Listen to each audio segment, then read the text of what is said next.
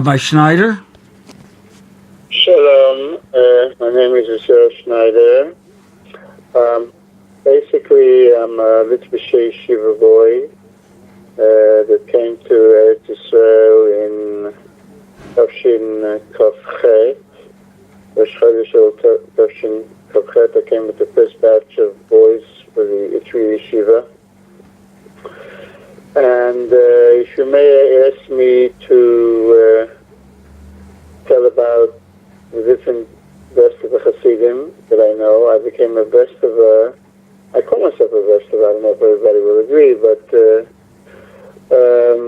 my involvement with breslov started like in Tavshin Chavtet, and I'll try to tell what I know about different tzadikim in breslov. I don't know that much. I'm a very shy person. I didn't ask questions.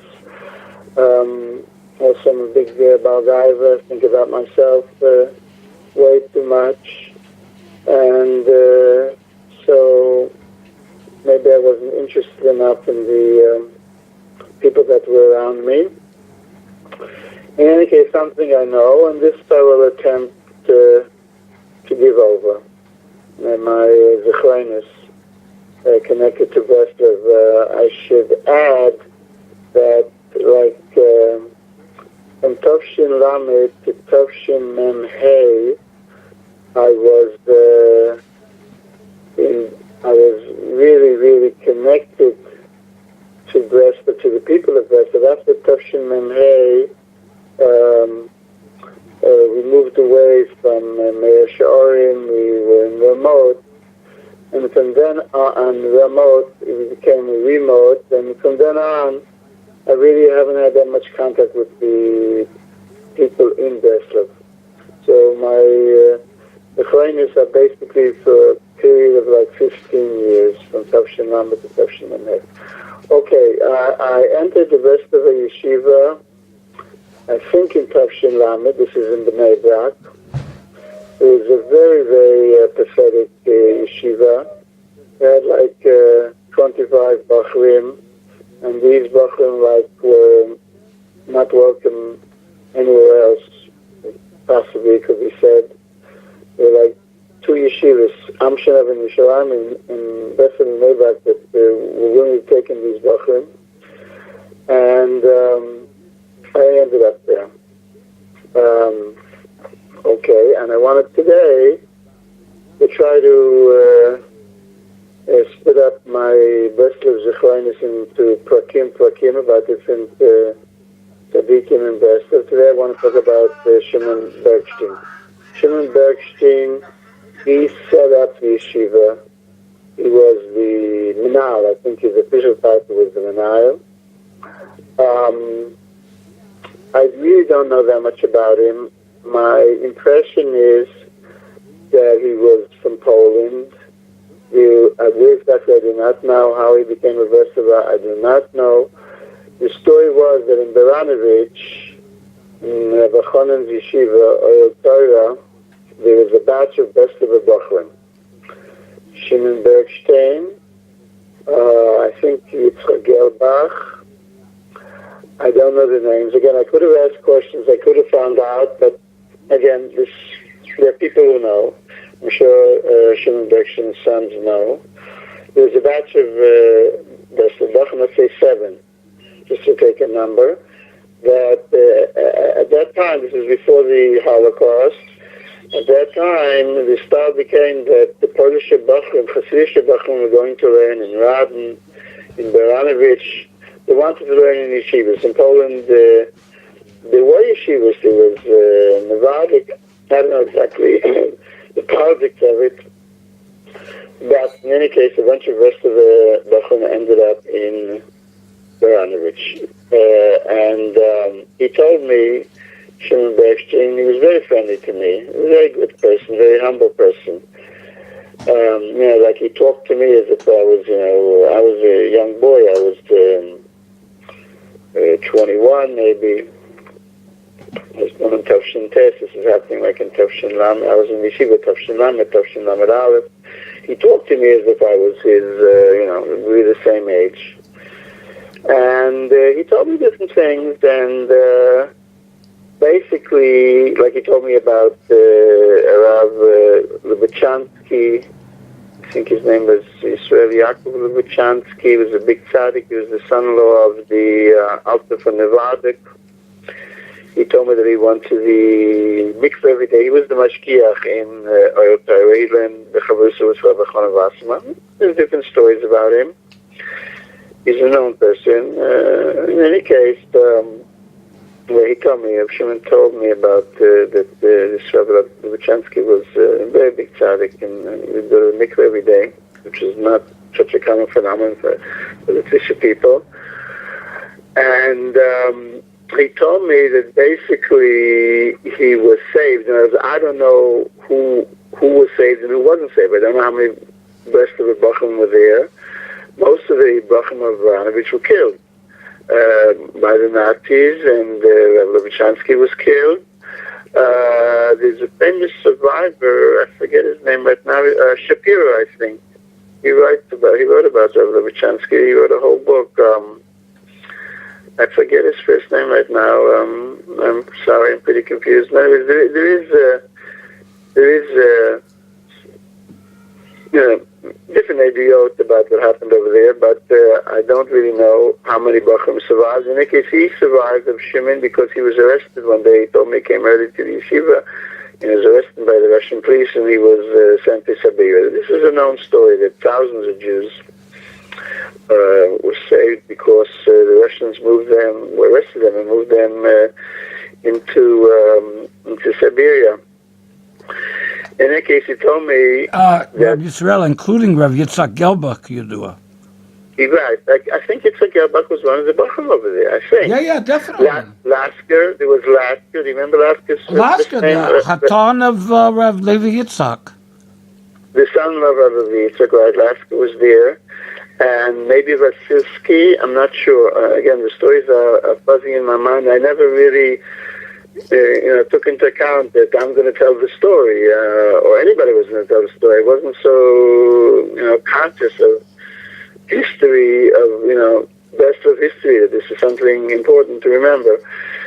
In any case, so he was in Siberia. He told me that he fell into a pit one day, and it was mamish in Sakonis the Precious, like, nobody heard. He was crying out, and he couldn't get out. And he had like a blue mark on his forehead of Shimon bergstein that he got from this fall into this pit. And he made a neder that if Hashem would save him, he would build the yeshiva in Eretz Yisrael, Hashem Rabbeinu. Again, how much really he felt Rabbeinu, how much of a Breslov he was a very serious person. He was a very optimistic person. He was a Breslov. How much he was, living with Rabbeinu, I can't say. But he made such a neder that if he would build the yeshiva, Hashem Rabbeinu, if he would be saved, he was saved. And eventually they got out. Stalin, he freed the Polish Jews. And there was the route from Russia to Lodz in Poland. They went to Lodz, and then they went to Paris. Again, I don't know how many there were, what exactly are the statistics, thousands of Polish Jews. Also the Chabad just got out, pretending they were Polish Jews. A lot of them got out then. Many. And when they got to Paris, some of them stayed in France, some of them went to America, and some of them went to Eretz Yisrael. So Shimon bergstein went to Eretz Yisrael because of his neder that he had made that he would build the yeshiva for Rabbeinu. So if any went to America at that time, I don't know. Rabbi Yisrael. Yeah. If you mentioned Paris already, Rav Yitzhak Gelbach, known, was a couple of years in Paris. And on his Shabbos table sat Rav Mordechai Pogromomsky, the great legendary gadol. Right. Okay. Again, each one had his story. Again, I don't know. Yitzhak Gelbach is another story. He was an Uman, and he married an Einikol of the Rebbe. we'll talk about maybe another time about Yitzhak Gelbach. In any case,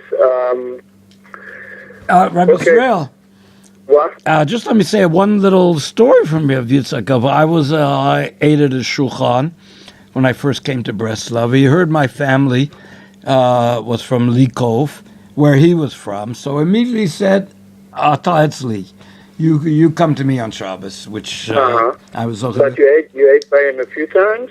quite a few times, yeah. Uh-huh. Next to Zichra Moshe, and he told me the story of how he was saved there. He was praying while he was in Siberia that he should come to Kever Yisrael. Right. And came to him his Rebbe, from his Rebbe, Rav Yitzhak Breiter, the Gadol of Breslov in Poland, and said to him, if you're praying so good, your life should be saved and you should get out of Siberia and make a family. Oh, he had a dream. Yeah, Rav Yitzhak Gelbach, yeah. Yitzhak Breiter was killed in Treblinka. And that I don't know if he was still alive when he was having this dream, but go ahead. No, he came to him in a dream when he was in Siberia. If he was still alive or not alive, I don't know. And so he changed his prayers that he should get out of Siberia and build a family. And the rest, as you do, he came to Uman and married. Right. The story, I heard something that he didn't even have boots. He was in Moscow, I think, and some good Jew, maybe a Vesterva, told him, come to my factory, I'll give you boots. And then he went to Uman, I guess, to pray. I don't think he had been in Uman before. I don't know. He came, to be at the Rebbe's Tzion, and he married a daughter or an anicle, I'm not sure, of Lubavna, of Chi Lubavna, who was an anicle of the Rebbe. Okay, in any case, getting back to Shimon bergstein, so he comes to Israel. I think he was a carpenter, maybe in bnai brak, but again, he had to be Mekayim his neder, and he did. He built the building. The building was not, outside. It was just, blocks. It wasn't in my time.